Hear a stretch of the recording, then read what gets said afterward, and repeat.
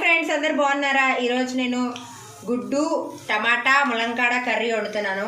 First onions వేసుకొని fry చేసుకున్నాను. ఆ తర్వాత కరివేపాకు పచ్చిమిరపకాయలు వేసుకున్నాను. ఇదిగోండి, ఇవి టమాటాలు కోసుకున్నాను.